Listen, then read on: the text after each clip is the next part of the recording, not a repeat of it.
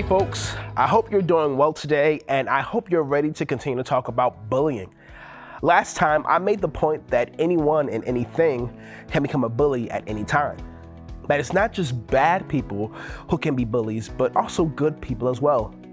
And even I can honestly and humbly admit that I've been a bully at some point in my life.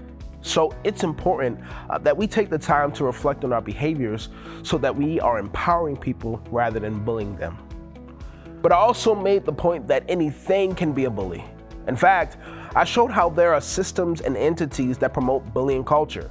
Systems like racism, sexism, ageism, and classism promote a certain type of bullying that always causes a certain group of people to be hurt at the gain of another.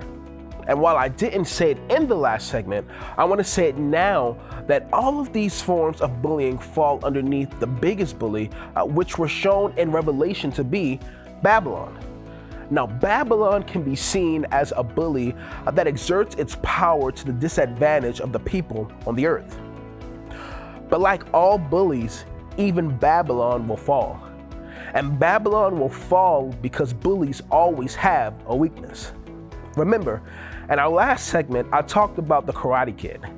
And the climax of the Karate Kid was a karate tournament between the bully, Johnny Lawrence, and the victim, Daniel LaRusso. Now, what made Johnny so intimidating is that his offense was so effective. See, Johnny knew how to perform the best kicks and the strongest punches so well that he would overwhelm his opponents. Now, the issue with this is that his karate was not balanced. And because he focused so much on his offense, he often neglected his defense.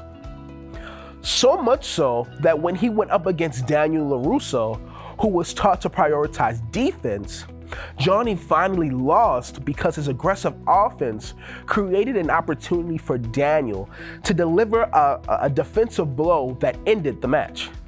And see, what I'm getting at is that the very thing that made Johnny intimidating, the very thing that gave Johnny power over others, was the very thing that led to his fall. And see, I want somebody to know that the very characteristics that make bullies appear to be powerful are the very characteristics that reveal bullies' weaknesses.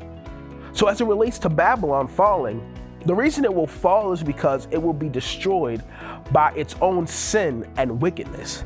See, we're reminded in Romans chapter 6, verse 23, that the wages of sin is death, meaning that sin will always lead to death and destruction. And this is why Babylon will fall. See, humanity was never meant to be restricted under the power of sin, but freed by the love of God. And so it's only natural that the bully will also fall.